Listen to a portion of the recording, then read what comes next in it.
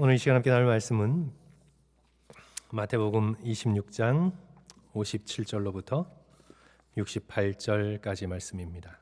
마태복음 26장 57절로부터 68절까지의 말씀 한 절씩 교독하시고 마지막 절 함께 읽습니다. 제가 가지고 있는 신약성경 47쪽에 있습니다. 예수를 잡은 자들이 그를 끌고 대제사장 가야바에게로 가니 거기 서기관과 장로들이 모여 있더라. 베드로가 멀찍이 예수를 따라 대제사장이 집들까지 가서 그 결말을 보려고 안에 들어가 하인들과 함께 앉아 있더라. 대제사장들과 온 공회가 예수를 죽이려고 그를 칠 거짓 증거를 찾으매 거짓 증언이 많이 왔으나 얻지 못하더니 후에 두 사람이 와서 이르되 이 사람의 말이 내가 하나님의 성전을 헐고 사흘 동안에 지을 수 있다 하더라 하니 대제사장이 일어나서 예수께 묻되 아무 대답도 없느냐? 이 사람들이 너를 치는 증거가 어떠하냐 하되 예수께서 침묵하시거늘 대제사장이 이르되 내가 너로 살아계신 하나님께 맹세하게 하노니 내가 하나님의 아들 그리스도인지 우리에게 말하라. 예수께서 이르시되 내가 말하였느니라. 그러나 내가 너희에게 이르노니 이후에 인자가 권능의 우편에 앉아 있는 것과 하늘 구름을 타고 오는 것을 너희가 보리라 하시니 이에 대제사장이 자기 옷을 찢으며 이르되 그가 신성 모독하는 말을 하였으니 어찌 더 증인을 요구하리요. 보라 너희가 지금 이 신성 모독하는 말을 들었도다. 너희 생각은 어떠하냐? 대답하되 그는 사형에 해당하니라 하고 이에 예수의 얼굴에 침 뱉으며 주먹으로 치고 어떤 사람은 손바닥으로 때리며 우리 같이 읽습니다. 이르되 그리스도야 우리에게 선지자 노릇을 하라. 너를 친 자가 누구냐 하더라. 아멘.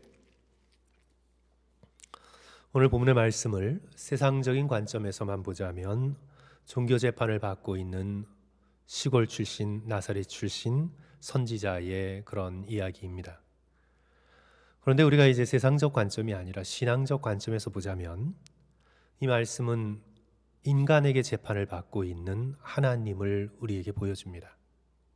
인간에게 재판을 받고 계시는 하나님의 모습, 이것을 오늘 우리에게 증거해 주고 있습니다.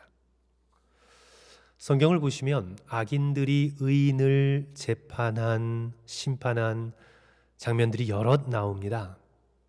그 중에서 나봇의 포도원 사건이죠. 열왕기상 21장을 보시면 이스라엘 왕 아합과 그 아내 이세벨이 포도원을 팔지 않으려는 나봇을 거짓 증인들을 매수해서 재판을 합니다. 21장 10절 보시면 불량자 두 사람을 그의 앞에 마주 앉히고 그에게 대하여 증거하기를 내가 하나님과 왕을 저주하였다 하게 하고 곧 그를 끌고 나가서 돌로 쳐 죽이라 하였더라. 하지도 않은 일을 모함하여서 재판하고 돌로 쳐 죽입니다. 그것도 하나님의 이름을 들먹이면서 그런 악행을 합니다. 악한 아합과 이세벨이 선하고 양심이 깨끗한 나봇을 심판하고 재판하여 돌로 쳐 죽입니다. 성도 여러분, 또 예레미야 26장을 보시면 예레미야가 하나님의 말씀을 가감없이 전한 대가로 그는 재판을 받습니다. 진리를 말한 대가로 재판을 받아요. 그가 거짓을 말했으면 칭송을 받았을 것입니다. 그 당시 궁궐의 거짓 선지자들처럼 이스라엘 왕이 주는 월급을 받으면서 그는 잘 살았을 것입니다. 그런데 그가 진리를 말하고 하나님의 말씀을 가감없이 전함으로 인해서 악인들로부터 심판을 받아요. 예레미야 26장 10절과 11절 보시면 유다의 고관들이 이 말을 듣고 왕궁에서 여호와의 성전에 올라가 여호와의 성전 세 대문 입구에 앉음에 제사장들과 선지자들이 고관들과 모든 백성에게 말하여 이르되 이 사람은 죽는 것이 합당하니 너희기로 들음같이 이 성에 관하여 예언하게 하셨느니라. 사형을 당할 뻔했지만 사반의 아들 아히감의 도움으로 인해서 사형은 간신히 면합니다. 그리고 나중에 여러 차례 투옥되면서 구덩이에 갇히게 되는 그런 어려움을 당하게 되죠. 의인이 악인에게 재판을 받는 또 하나의 사건은 성도 여러분 다니엘을 보시면 알게 됩니다. 신하들이 아무 흠이 없는 다니엘을 질투합니다. 단지 질투합니다. 그가 의인인 것을 다 알아요. 그런데 질투합니다.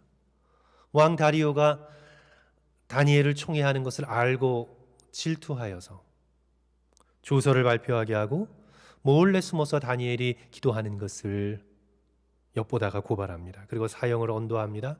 꼼짝하지 못하게 완전히 덫에 가둔 것입니다. 사자굴에 던져 넣으라는 그런 사형 선고를 받죠. 예로부터 권력을 잡은 악인에게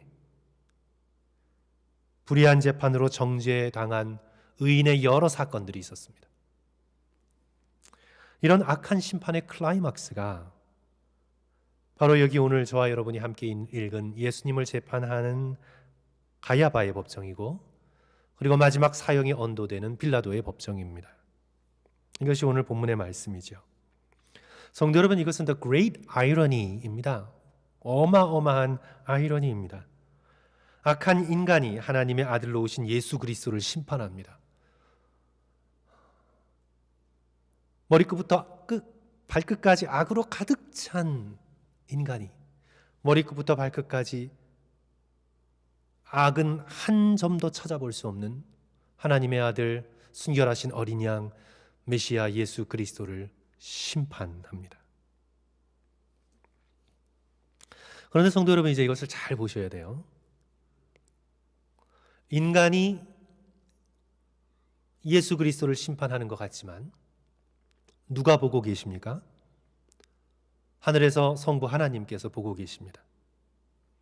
그래서 이제 성도 여러분, 이것이 또 하나의 더 쉬워진 하나의 아이러니인데, 그것이 뭐냐면 이제 이들이 의인인 예수 그리스도를 어떻게 판단하는가에 따라서 이들이 판단을 받습니다. 이들이 예수 그리스도를 어떻게 재판하는가에 따라서 이들이 지금 하나님의 법정 앞에 서 있는 것입니다. 이들은 자기가 사형을 언도할 수 있는 권한이 있고 의인을 모함해서 죽일 권한이 있다고 생각하지만 바로 그 권한을 어떻게 부리는가에 따라 하나님의 법정에서 심판받고 있는 것입니다. 예수 그리스도를 어떻게 대하는가에 따라 이들의 운명이 결정됩니다.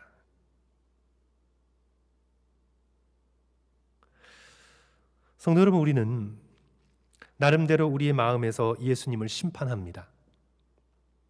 모든 인간이 그렇습니다.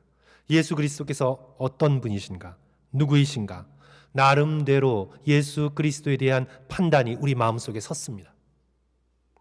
그리스도인이든 세속적인 사람이든 무슬림이든 불교인이든 이미 그 마음속에 절대 진리의 기준이신 예수 그리스도를 향한 판단이 있습니다. 그 판단으로 심판받을 것입니다. 이 반기독교적인 댓글을 보면 그들이 실패하고 실수하고 죄를 범하는 기독교인만 비난하는 것이 아니라 그리스도 예수를 비난합니다.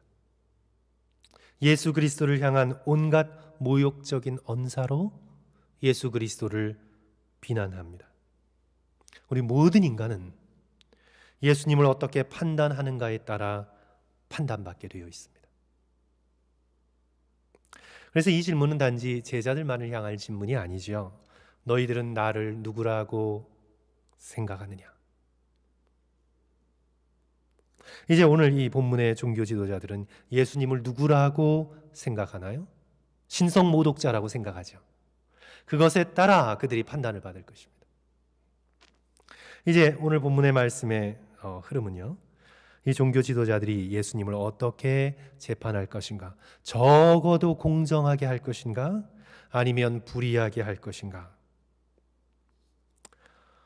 이제 예수님을 잡아서 산헤드린 공회로 끌어갑니다. 그 장소는 그 당시에 대제사장인 가야바의 뜰입니다. 57절이죠. 예수를 잡은 자들이 그를 끌고 대제사장 가야바에게로 가니 거기 서기관과 장로들이 모였더라. 산헤드린 공의회는 유대인들의 최고의 의결 기관이자 또한 사법 기관입니다. 그러니까 예수님을 끌고 와서 재판을 합니다. 특별히 유대교의 전통과 종교에 관해서는 재판을 할 수 있는 법적 권한을 로마로부터 부여받았습니다. 이 재판이 어떤 재판이냐 하면 종교 재판인데 의로운 재판이 아니죠. 59절 대제사장들과 온 공회가 예수를 죽이려고 그를 칠 무엇을 찾습니까? 거짓 증거를 찾습니다. 십계명의 제9계명은 거짓 증거하지 말라고 했습니다. 그런데 이들은 거짓 증거를 찾습니다. 이미 십계명 9계명을 범하고 들어가는 것입니다. 의롭고 공정해야 할 대제사장들과 서기관들과 당시의 종교 지도자들이 아주 교활하고 악해 빠졌습니다. 거짓 증인을 많이 데려왔지만 그들의 말이 서로 일치하지 않습니다. 적어도 일치하려면 두 사람의 증언이 일치해야 돼요. 그런데 거짓 증언하는 사람들을 데리고 왔지만 일치하는 증언이 하나도 없습니다. 60절 거짓 증인이 많이 왔으나 얻지 못하더니 후에 두 사람이 와서 말을 맞춘 거지요. 말을 짜맞춘 겁니다. 61절 이르되 이 사람의 말이 내가 하나님의 성전을 헐고 사흘 동안 다시 지을 수 있다 하더라 하니, 이 말도 거짓말입니다. 예수 그리스도께서는 단 한 번도 내가 성전을 헐겠다 말씀하신 적이 없습니다.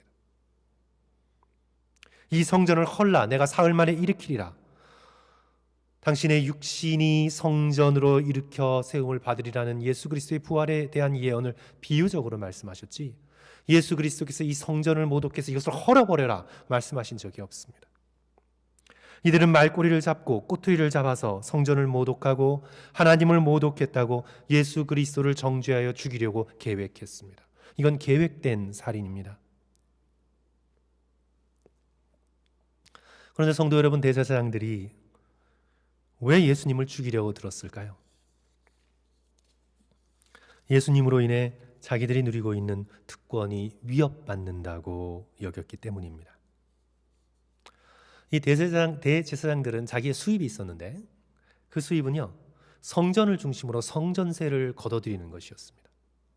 그래서 그리고 성전세는 일반 돈으로 지불할 수가 없어요. 성전 안에서 재물을 살 수 있는 성전세만을 위해서 만든 동전을 사야 합니다. 환율의 차익이 어마어마했습니다. 환차익을 노리면서 이 대제사장들은 성전을 통해서 흘러 들어오는 성전세를, 그러니까 그 당시에 성전에서 드려야 할 재물이라고 하는 것들을 시장의 가격과는 터무니없이 비싸게 파는 거죠. 그러면서 차익을 엄청나게 누리면서 그것으로서 정치자금으로 로마 사람들에게 아부하고 그 나머지의 것들을 가지면서 자신들의 이득을 누려왔습니다. 그러면서 사치스러운 삶을 살아왔습니다. 그런데 예수 그리스도께서 성전을 청결케 하시잖아요. 돈 바꾸는 사람의 상을 들러엎으시고 비둘기 파는 자의 상을 들러엎으시며 쫓아내십니다. 그리고 이 성전이 돌 위에 돌 하나 남지 않고 무너지리라 하나님의 예언의 말씀을 전하십니다. 성전이 무너지면 이들의 삶의 토대는 무너지는 것입니다. 성전이 무너지면 이들이 누리고 있던 특권은 다 사라지는 것입니다. 그래야 이들은 자신의 특권이 사라질 두려움에 휩싸여 예수 그리스도를 죽이려고 합니다. 바리새인들을 보십시오. 이들은 무엇으로 사람들에게 존경을 받으면서 살아왔습니까? 율법의 조항을 아주 까탈스럽게 만들어서 그것을 다 지킬 수 있다는 자기의 의로움으로 사람들에게 존경을 받으면서 사회적인 지위를 누려왔습니다. 안식일 준수를 아주 까다롭게 만들고 율법에도 없는 정결례를 만들고, 그래서 그 율법을 가르치고 엄격히 지키는 종교 경찰의 역할을 해나가면서 사회적인 지위를 누리고 존경받고 있는데, 예수 그리스도께서 바리새인들을 정죄하시고 그들의 율법 지키는 것을 위선자라고 그들의 가면을 벗겨버리시니 자기들이 누리고 있는 것들이 협박당하기 시작한다고 느꼈습니다. 그래야 이들은 대제사장, 사두개인들의 대표인 대제사장들과 당시의 바리새인들은 정치적으로 화해할 수 없는 물과 기름이었는데, 이들이 한 몸이 되어서 하나가 되어서 서로 화해하여 예수 그리스도를 잡아 죽이는 일을 산헤드린 공의회에서 모의하기 시작하지요. 거짓 증거자들을 세우면서 재판을 만들어 갑니다.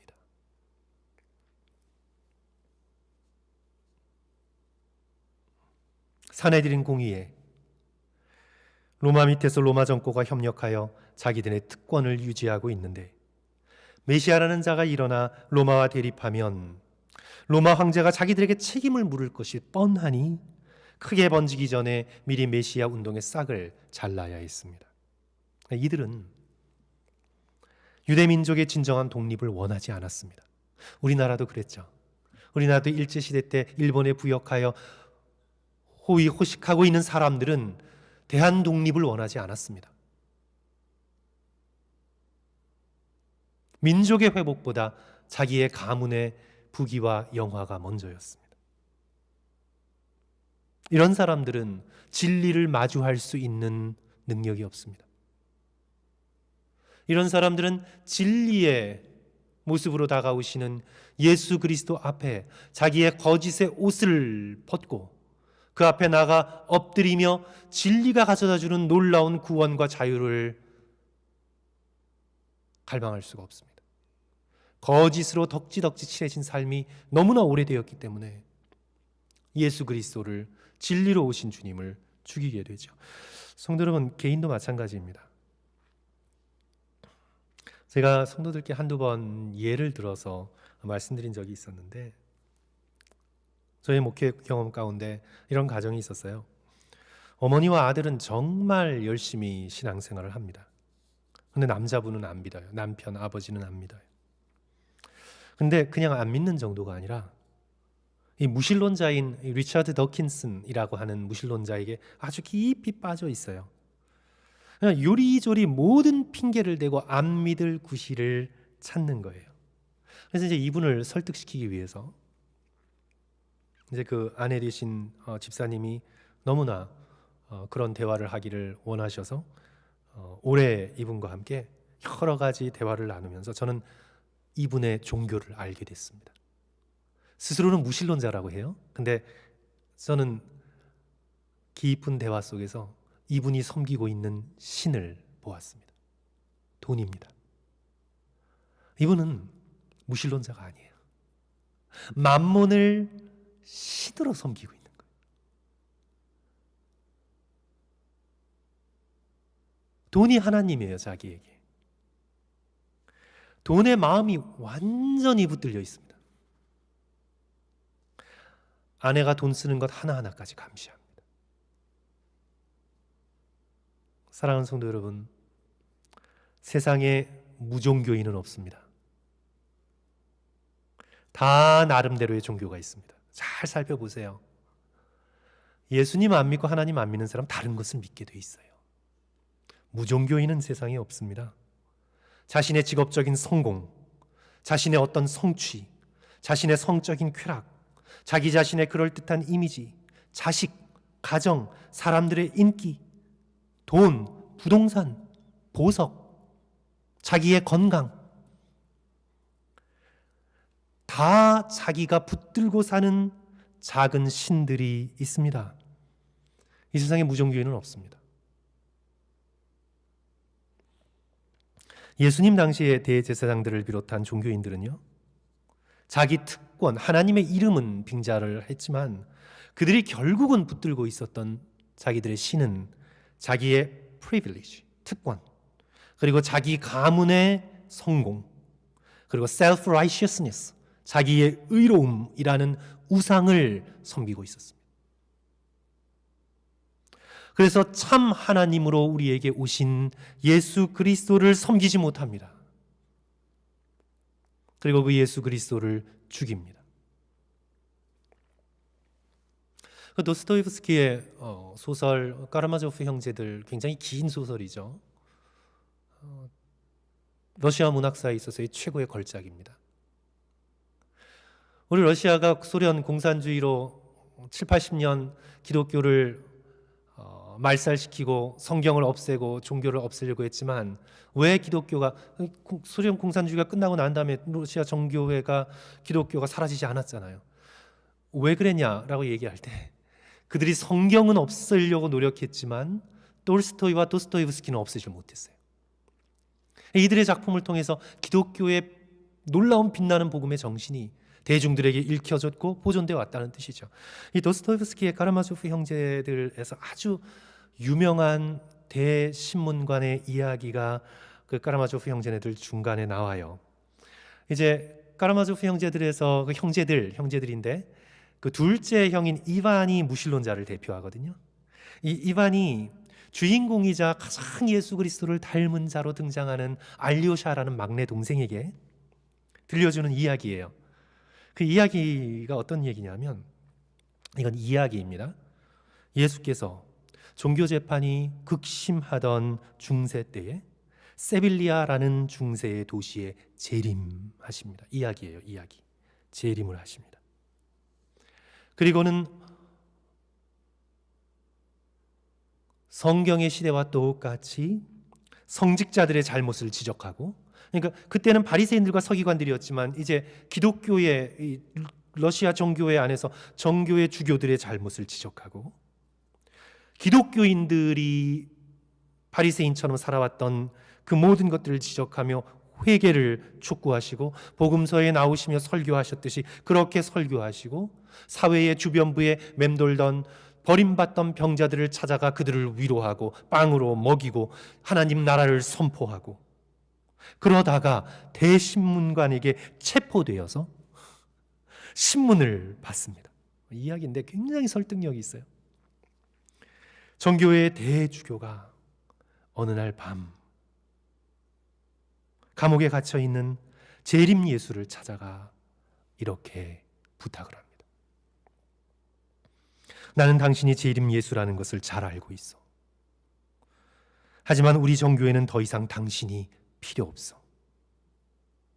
우리 나름대로는 너무나 잘해가고 있어. 우리는 당신이 필요 없어. 당신이 불편하오. 왜 우리의 이 모든 것들을 망치려 드시오? 우리는 당신이 필요 없어. 더 이상 우리를 방해하지 말고 여기서 떠나 하늘나라로 돌아가시오. 오늘 우리가 말로 표현하지 않아서 그렇지, 오늘날 예수 그리스도 없는 예수교회, 지금도 살아계시는 예수 그리스도와 인격적인 교제가 끊어져 버린 그리스도인들, 이거 있을 수 없는 말이잖아요, 성도 여러분. 예수님이 없는 예수교회가 어디 있습니까? 지금 살아 숨쉬는 기도의 언어, 예수 그리스도와 인격적인 관계를 잃어버린 그리스도인이 어디 있어요? 이것은 모순이잖아요. 그런데 그렇게 있는 거예요. 하나님 없는 유대 종교. 오늘 여기 본문을 보십시오. 하나님이 없습니다. 거대한 아이러니죠.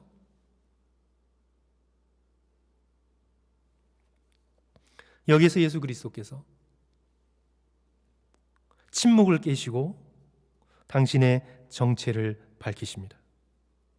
63절, 64절. 당신의 정체를 아주 클리어하게, 아무도 예수님이 누군지 당신이 말하지 않았다고, 그래서 우리는 몰랐다고, 당신이 말하지 않았으니까 내가 몰랐지, 핑계댈 수 없도록 예수 그리스도께서는 아주 클리어하게 당신이 누구신지를 63절, 64절 당신 자신의 아이덴티티를 밝히시고 계십니다. 우리 다 같이 한 목소리로 좀 읽을까요?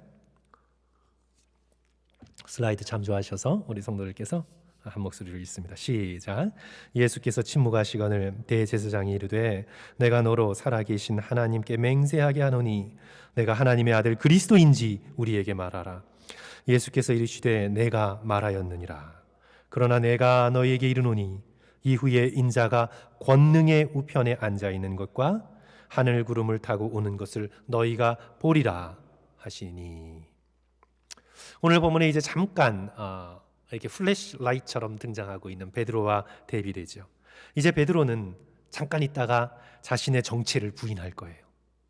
한 여종이 너도 갈릴리 사람 예수와 함께 있었다 할 때 아니라고 부인할 겁니다.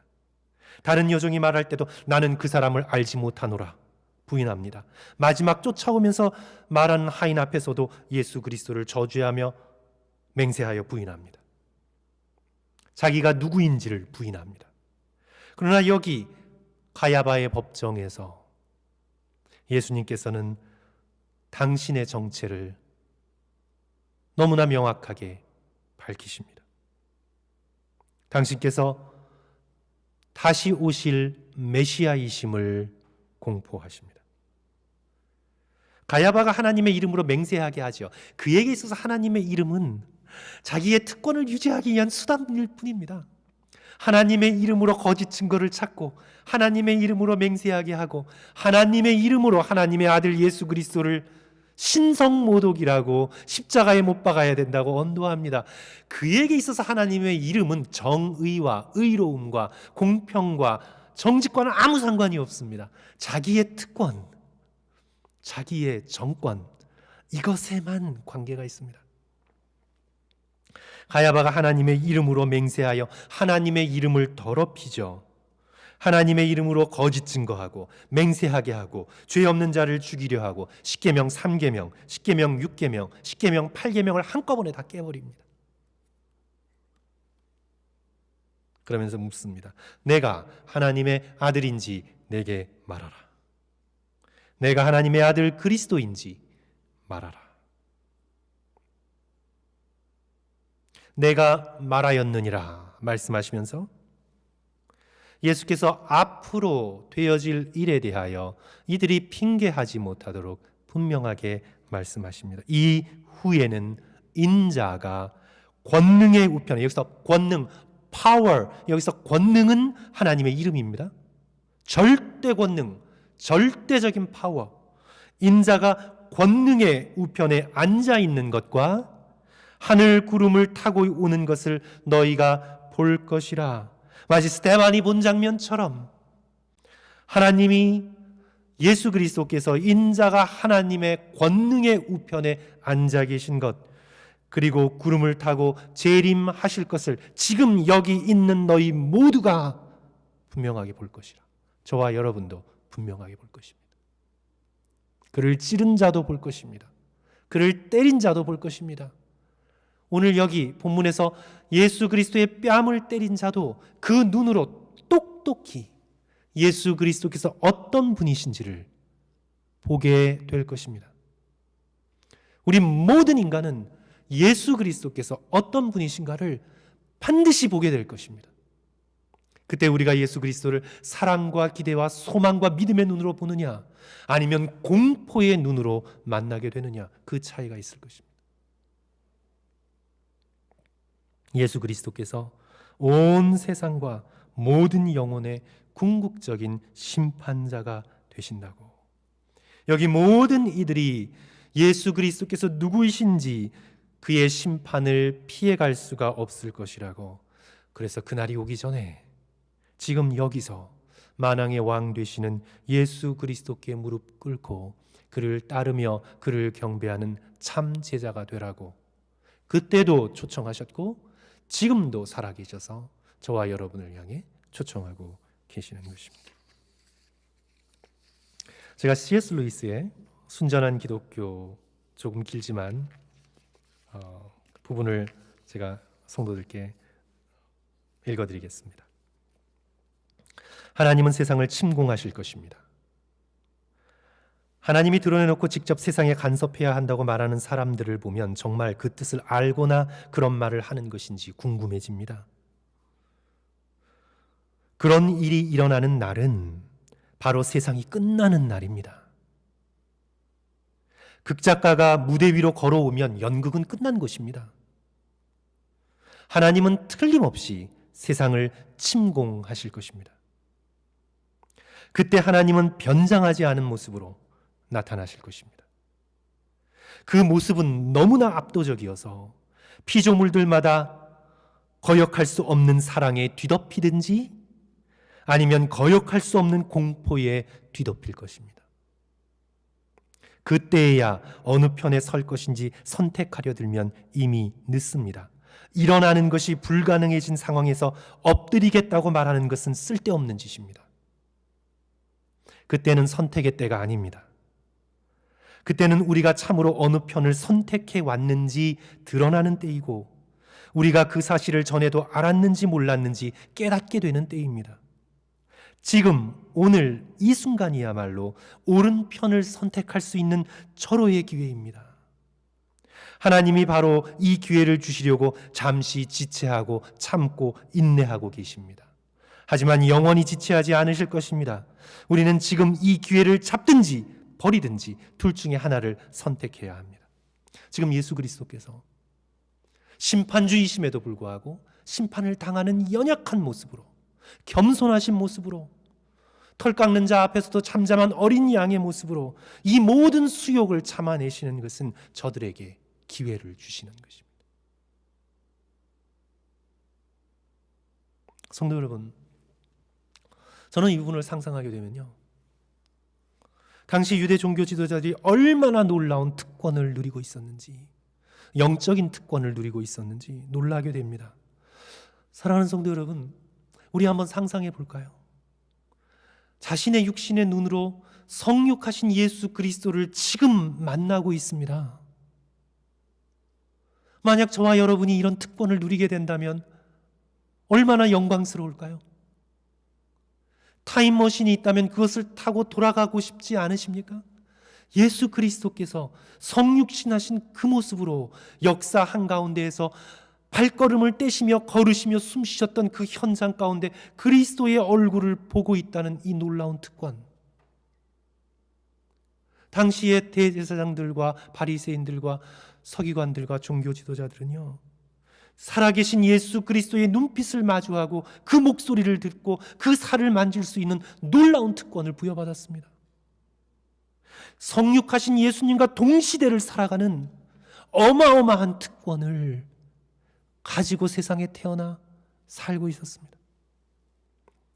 이렇게 직접 뵐 수 있는 특권, 그 가르침과 치유의 기적과 그 놀라운 사랑을 직접 경험할 수 있는 어마어마한 기회.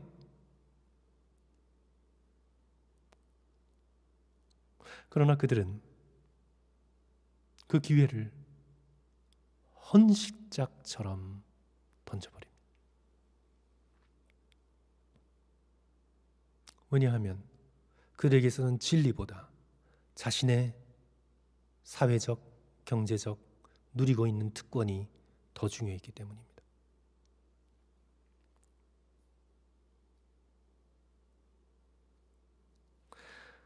예수님의 이 선포에 대한 반응은 당연히 꿇어 엎드려 회개하며 자기 옷을 찢고 하나님의 아들 예수 그리스도께 꿇어 엎드리는 것이 되어야 하지만 이들의 반응은 어떠한가요? 65절 성도 여러분 다 같이 읽습니다. 시작. 이에 대제사장이 자기 옷을 찢으며 이르되 그가 신성모독하는 말을 하였으니 어찌 더 증인을 요구하리요. 보라, 너희가 지금 신성모독하는 말을 들었도다. 하나님이 하나님을 어떻게 신성모독합니까? 예수님의 이 진리의 선포를 신성모독으로 돌립니다. 그러면서 물어요. 66절. 너희 생각은 어떠하냐? 산헤드린 공의의 사람들이 대답합니다. 이들 모두의 책임입니다. 그는 사형에 해당하니라 합니다. 그리고는 침을 뱉고 주먹으로 얼굴을 치고 손바닥으로 때립니다.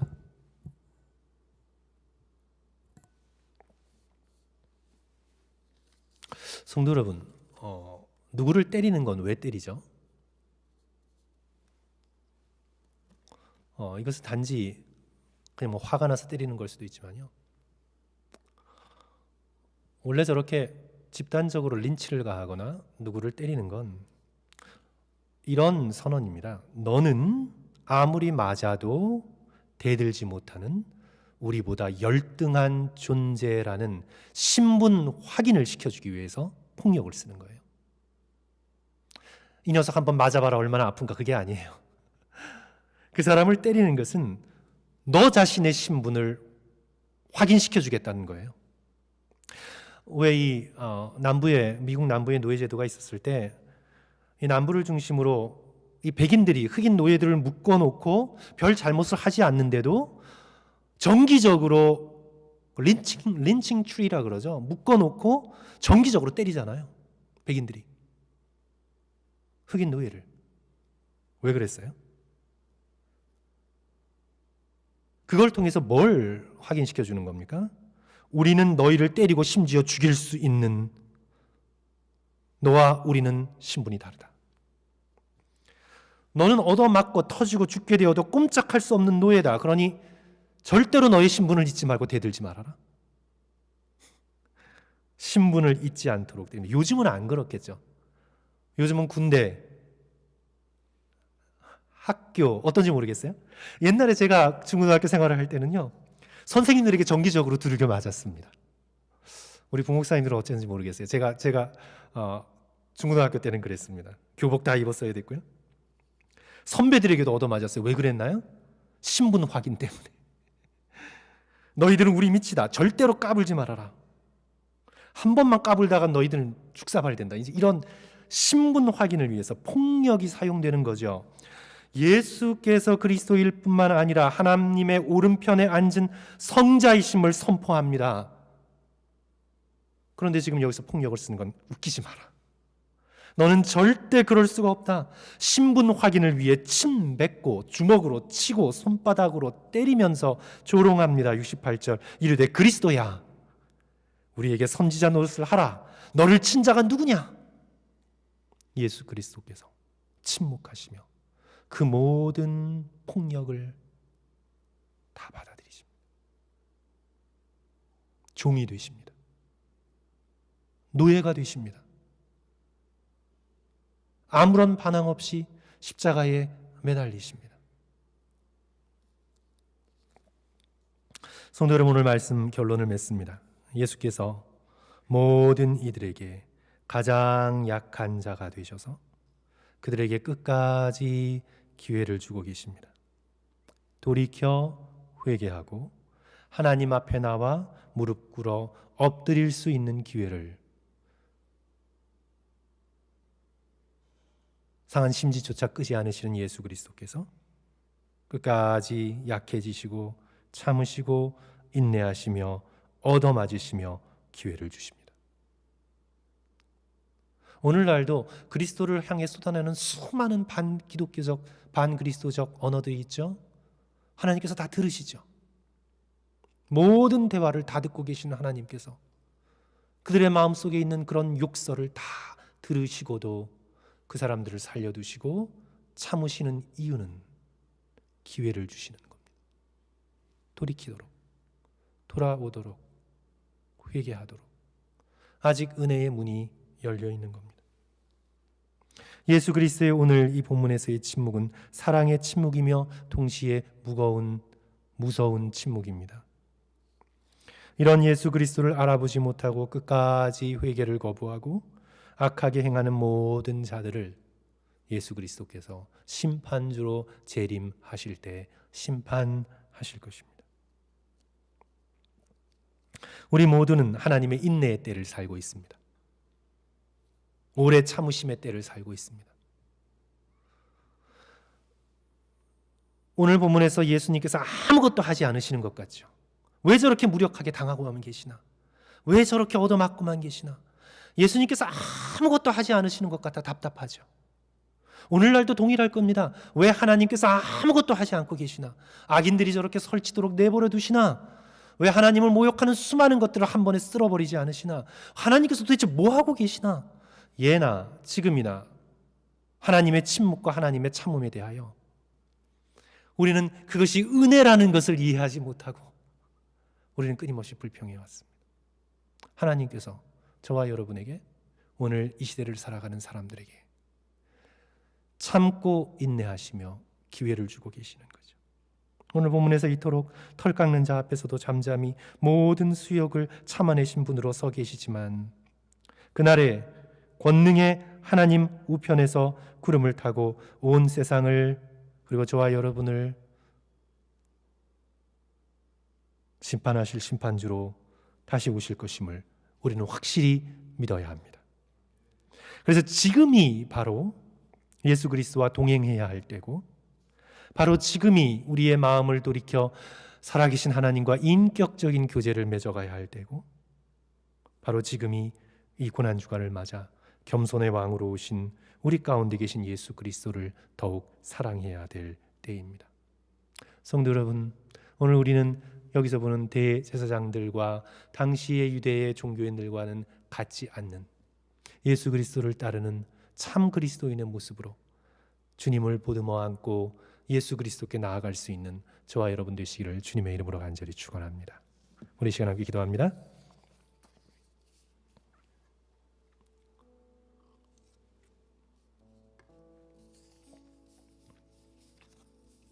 성도 여러분, 오늘 세 가지 기도 제목 드립니다. 우리 모든 수욕을 참으신 예수 그리스도를 생각하며 우리 이 시간 감사의 기도를 드립시다. 지금도 참고 계신 주님을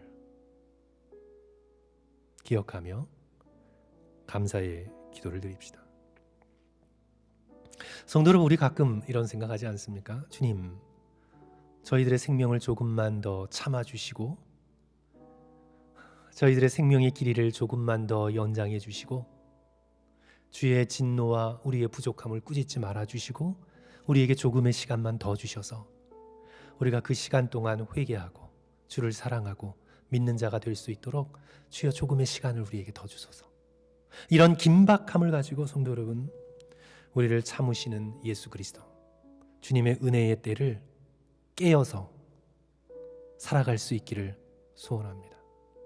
저 무지한 대제사장들, 예수님 당시의 종교인들처럼 곧 무너질 성전 건물을 붙들고 자신들의 가문의 영광을 위하여 살아가려고 하는 저 어리석은 자들처럼 이 땅 가운데 그렇게 살지 말고 예수 그리스도 하나님의 놀라운 은혜, 십자가의 사랑, 부활의 능력, 그것을 바라보면서 주님께 감사드리고, 주님, 제가 이 땅 가운데 주님 따르겠습니다. 주님을 사랑합니다. 나의 호흡이 있는 동안 주를 찬양하겠습니다. 주님의 자녀로서 살아갈 수 있도록 기도해 주시고요. 그리스도께서 어서 재림하셔서 이 땅에 고난받는 사람들에게 그들의 아픔을 풀어주시고 그들의 억울함을 갚아주시기를 위하여 그리스도의 마라나타, 어서 재림하시도록 우리 함께 기도하겠습니다.